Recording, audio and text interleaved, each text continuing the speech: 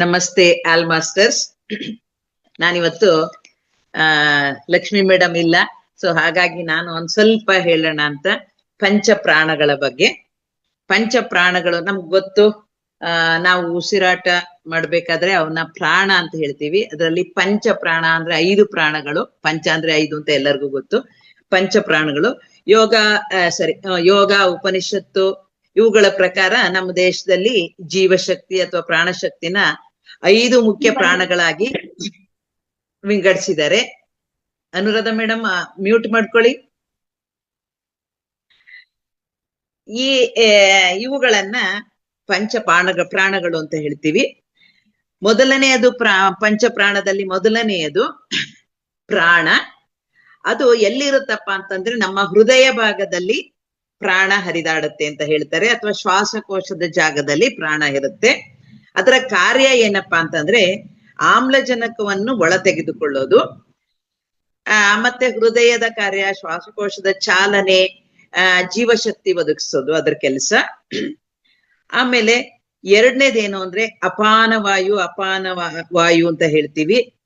ಅಪಾನ ವಾಯುನಲ್ಲಿ ಅದು ಎಲ್ಲಿ ಬರುತ್ತಪ್ಪ ಅಂದ್ರೆ ಇಲ್ಲಿ ನಮ್ಮ ನಾಭಿ ಪ್ರದೇಶದ ಕೆಳಭಾಗ, ಕಿಬ್ಬೊಟ್ಟೆ ಅಂತ ಹೇಳ್ತೀವಲ್ಲ, ಅಲ್ಲಿ ಕಲೆಕ್ಟ್ ಆಗಿರುತ್ತೆ. ಅದು ಅಪಾನವಾಯು. ಈ ಅಪಾನವಾಯು ಮೂತ್ರಪಿಂಡ, ಪೆಲ್ವಿಸ್ ಅದ್ರ ಸುತ್ತ ಇರುತ್ತೆ. ಇದ್ರದ್ದು ಕೆಲಸ ಏನಪ್ಪಾ ಅಂದ್ರೆ ವಿಸರ್ಜನೆ. ನಮ್ಗೆ ಈ ಕಿಬ್ಬೊಟ್ಟೆಯಲ್ಲಿ ಇರೋದೆಲ್ಲ ವಿಸರ್ಜನಾಂಗಗಳು ಅಂತ ನಮ್ಗೆಲ್ಲರಿಗೂ ಗೊತ್ತು. ಕಿಡ್ನೀಸು, ಇದು ಮೂತ್ರಕೋಶ, ಮತ್ತೆ ಯಾವುದು ಯೂಟರಸ್ಸು, ಅವೆಲ್ಲ ಇರೋದು ನಮ್ಮ ಕಿಬ್ಬೊಟ್ಟೆಲಿ. ಸೊ ಇದ್ರ ಕೆಲಸ ವಿಸರ್ಜನೆ. ಅಂದ್ರೆ ಮಲ ಮೂತ್ರ, ಸ್ತ್ರೀಯರಲ್ಲಿ ಮಾಸಿಕ ಸ್ರಾವ, ಪುರುಷರಲ್ಲಿ ಶುಕ್ರ ಅಥವಾ ವೀರ್ಯ ಸ್ರಾವ, ಇದನ್ನೆಲ್ಲ ಮಾಡೋದ್ರಿಂದ ಈ ಅಪಾನವಾಯು ಏನ್ ಮಾಡುತ್ತೆ, ಇದ್ರ ಕೆಲಸ ಮೇನ್ ಆಗಿ ಏನು, ದೇಹನ ಶುಚಿಯಾಗಿಡೋದು. ದೇಹದ ಶುಚಿತ್ವ ಈ ಅಪಾನವಾಯು ಕೆಲಸ ಮಾಡುತ್ತೆ. ಆಮೇಲೆ ಮೂರನೇದು ಯಾವ್ದಪ್ಪ ಅಂದ್ರೆ ಸಮಾನ ವಾಯು. ಈ ಸಮಾನ ವಾಯು ಎಲ್ಲಿರುತ್ತೆ? ಸಮಾನ ಅಂದ್ರೆ ಇಲ್ಲಿ ಮಧ್ಯದಲ್ಲಿ ನಾಭಿ ಪ್ರದೇಶದ ಸುತ್ತಮುತ್ತ ಇರೋದು ಈ ಸಮಾನ ವಾಯು. ಅಥವಾ ಮಣಿಪೂರಕ ಚಕ್ರದ ಸುತ್ತಮುತ್ತ ಇರೋದು, ಅಥವಾ ಅಗ್ನಿ ಚಕ್ರದ ಸುತ್ತಮುತ್ತ ಇರೋದನ್ನ ನಾವು ಸಮಾನ ವಾಯು ಅಂತ ಹೇಳ್ತೀವಿ. ಇದು ಏನಕ್ಕೆ ಉಪಯೋಗ ಆಗುತ್ತೆ? ಈ ನಮ್ಮ ಮಣಿಪುರ ಸುತ್ತಮುತ್ತ ಇರೋದು ಯಾವ್ದ್ಯಾವ್ದು? ನಮ್ಮ ಜೀರ್ಣಾಂಗಗಳು. ಈ ಜೀರ್ಣಕ್ರಿಯೆ, ಆಹಾರದ ಹೀರುವಿಕೆ, ಅಂದ್ರೆ ನಮ್ಮ ಸಣ್ಣ ಕರಳು ದೊಡ್ಡ ಕರಳು ಎಲ್ಲ ಅಲ್ಲೇ ಇರೋದ್ರಿಂದ ಆಹಾರದ ಹೀರುವಿಕೆ, ದೇಹಕ್ಕೆ ಪೋಷಕಾಂಶಗಳ ವಿತರಣೆ, ಅಂದ್ರೆ ಅಲ್ಲಿ ಹೀರಲ್ಪಟ್ಟಿದ್ದೆಲ್ಲ ದೇಹದ ಎಲ್ಲ ಭಾಗಗಳಿಗೂ ಆಹಾರ ವಿತರಣೆ ಆಗತ್ತೆ. ಆಹಾರದ ವಿತರಣೆ ಮತ್ತೆ ದೇಹದ ಉಷ್ಣತೆಯನ್ನ ಕಾಪಾಡೋದು ಇದ್ರ ಕೆಲಸ. ಮುಂದಿಂದ ಯಾವ್ದಪ್ಪ ಅಂತಂದ್ರೆ 4ನೇದು ಉದಾನ ವಾಯು. ಈ ಉದಾನ ವಾಯು ಎಲ್ಲಿರುತ್ತೆ?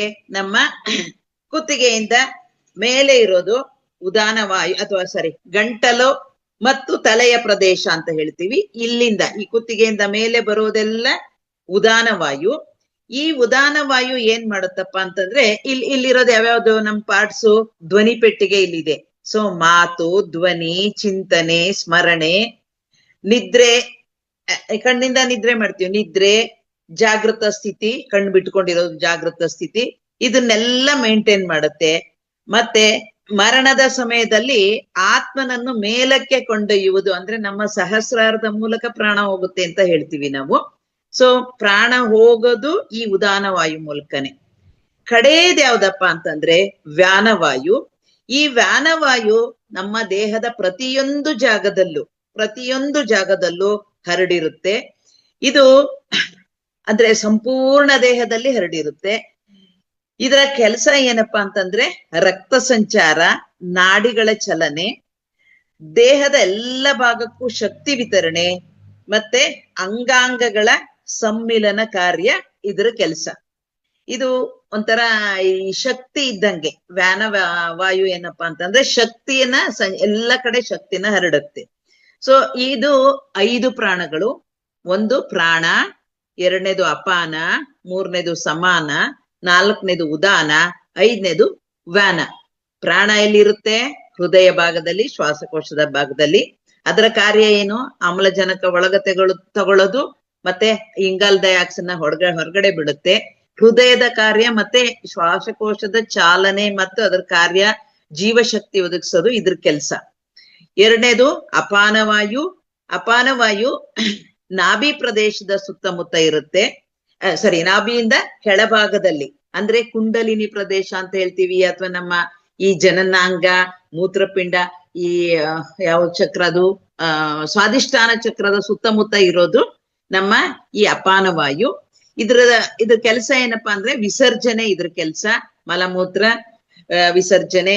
ಹಾಗೇನೆ ಸ್ತ್ರೀಯರಲ್ಲಿ ಮಾಸಿಕ ಸ್ರಾವ, ಪುರುಷರಲ್ಲಿ ವೀರ್ಯ ಅಥವಾ ಶುಕ್ರ ಸ್ಖಲನ, ದೇಹವನ್ನ ಶುದ್ಧೀಕರಿಸೋ ಶಕ್ತಿ ಇದಕ್ಕಿದೆ. ಸಮಾನವಾಯು ನಾಭಿ ಪ್ರದೇಶದಲ್ಲಿ ಅಥವಾ ಮಣಿಪೂರಕ ಚಕ್ರದ ಸುತ್ತಮುತ್ತ ಇರುತ್ತೆ. ಇದ್ರ ಕೆಲಸ ಜೀರ್ಣಕ್ರಿಯೆ, ಆಹಾರದ ಹೀರುವಿಕೆ, ದೇಹಕ್ಕೆ ಪೋಷಕಾಂಶ ವಿತರಣೆ, ಹಾಗೇನೆ ದೇಹದ ಉಷ್ಣತೆಯನ್ನ ಕಾಪಾಡೋದು. ನಾಲ್ಕನೇದು ಉದಾನವಾಯು. ಈ ಉದಾನವಾಯು ಏನಪ್ಪಾ ಅಂತಂದ್ರೆ ಗಂಟಲು ಮತ್ತೆ ತಲೆಯ ಪ್ರದೇಶದಲ್ಲಿ, ಗಂಟಲೆ ಅಂದ್ರೆ ಕುತ್ತಿಗೆಯಿಂದ ಮೇಲಿರೋ ಪ್ರದೇಶದಲ್ಲಿರೋದು ಉದಾನವಾಯು. ಇದು ಮಾತು, ಧ್ವನಿ, ಚಿಂತನೆ, ಸ್ಮರಣೆ, ನಿದ್ರೆ, ಜಾಗೃತ ಸ್ಥಿತಿ ಮುಂತಾದವನ್ನ ಮೇಂಟೈನ್ ಮಾಡುತ್ತೆ. ಹಾಗೇನೆ ಕಡೆಯಲ್ಲಿ ನಾವು ಸಾವಿನ ಸಂದರ್ಭದಲ್ಲಿ, ಮರಣದ ಸಮಯದಲ್ಲಿ ಆತ್ಮವನ್ನು ಮೇಲಕ್ಕೆ ಕೊಂಡೊಯ್ಯುವ ಕೆಲಸನ ಇದು ಮಾಡುತ್ತೆ. ಐದನೇದು ಯಾವ್ದಪ್ಪ ಅಂದ್ರೆ ವ್ಯಾನವಾಯು. ಈ ವ್ಯಾನವಾಯು ದೇಹದ ಸಂಪೂರ್ಣ ಎಲ್ಲ ಅಡಿಯಿಂದ ಮುಡಿ ತನಕ ಅಂತ ಹೇಳ್ತಾರೆ, ದೇಹದ ಎಲ್ಲ ಭಾಗದಲ್ಲೂ ಹರಡಿರುತ್ತೆ.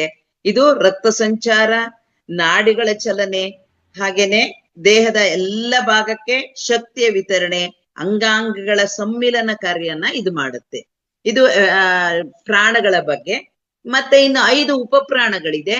ಈ ಉಪಪ್ರಾಣಗಳು ಯಾವ್ಯಾವ್ದಪ್ಪ ಅಂತಂದ್ರೆ ನಾಗ, ಕೂರ್ಮ, ಕೃಕರ, ದೇವದತ್ತ, ಧನಂಜಯ. ಈ ನಾಗ ಅಂತಂದ್ರೆ ನಮ್ಮ ಹೊಟ್ಟೆ ಎದೆಯ ಭಾಗದಲ್ಲಿರುತ್ತೆ ನಾಗ. ಈ ನಾಗದ ಕೆಲಸ ಅಂತಂದ್ರೆ ಈ ಊಟ ಮಾಡ್ಬೇಕಾದ್ರೆ ನಮಗ್ ತೇಗು ಬರುತ್ತೆ ನೋಡಿ, ಅದು ನಾಗ.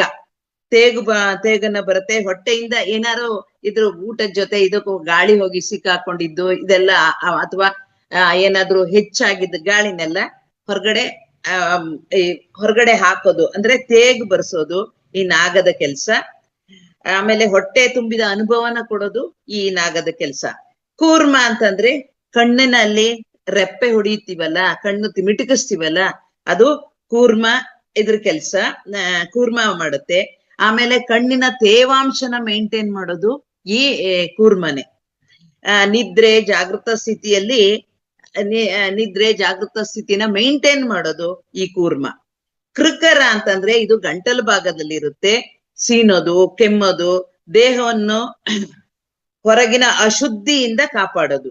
ಅಂದ್ರೆ ಏನಾದ್ರು ಗಂಟ್ಲಿಗೆ ಹೋಗಿ ಸಿಕ್ಕಾಕೊಂಡ್ರೆ ನಾವು ಕೆಮ್ತೀವಿ, ಸೀನ್ತೀವಿ. ಇದೆಲ್ಲ ನಮ್ಗೇನಾದ್ರು ಹೊರಗಿನ ಟಾಕ್ಸಿನ್ಸ್ ಏನಾದ್ರು ಬಂದು, ಅಥವಾ ಒಂದು ಇನ್ಸೆಕ್ಟ್ ಏನೋ ಬಂದು ತಕ್ಷಣ ಕೆಮ್ಮಿ ಹೊರಗಡೆ ಹಾಕ್ಬಿಡ್ತೀವಲ್ಲ, ಇದು ದೇಹವನ್ನು ಹೊರಗಿನ ಅಶುದ್ಧಿಯಿಂದ ಕಾಪಾಡೋ ಕೆಲಸ ಮಾಡುತ್ತೆ.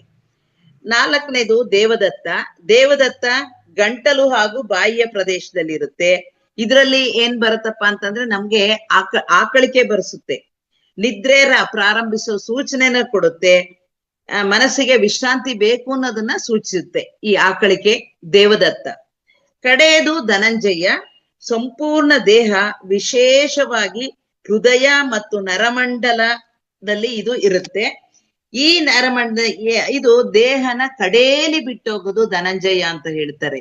ನಮ್ಗೆ ಎಲ್ಲ ನಿಂತೋದ್ಮೇಲೆ ಧನಂಜಯ ಬಿಟ್ಟೋಗೋದು ಅಂತ ಹೇಳ್ತಾರೆ. ಮರಣದ ನಂತರನು ಕೆಲವೊಂದ್ಸಲ ದೇಹ ಬಿಸಿಯಾಗಿರುತ್ತೆ ಅಂತ ಹೇಳ್ತಾರಲ್ಲ, ದೇಹ ಮುಟ್ ನೋಡಿ ಸತ್ತಿದ್ಯೋ ಇಲ್ವೋ ಅಂತ ನೋಡ್ಬೇಕಾದ್ರೆ, ಅಥವಾ ತೀರು ಹೋಗಿದಾರೋ ಇಲ್ವೋ ಅಂತ ನೋಡ್ಬೇಕಾದ್ರೆ ದೇಹನ ಮುಟ್ ನೋಡ್ತಾರೆ. ಆ ದೇಹ ಇನ್ನು ಇದು ಉಸಿರಾಟ ನಿಂತೋಗಿರುತ್ತೆ, ಆದ್ರೆ ಅದು ಬಿಸಿಯಾಗಿರುತ್ತೆ ದೇಹ. ಅದು ಮೇಂಟೈನ್ ಮಾಡೋದು ಈ ಧನಂಜಯ.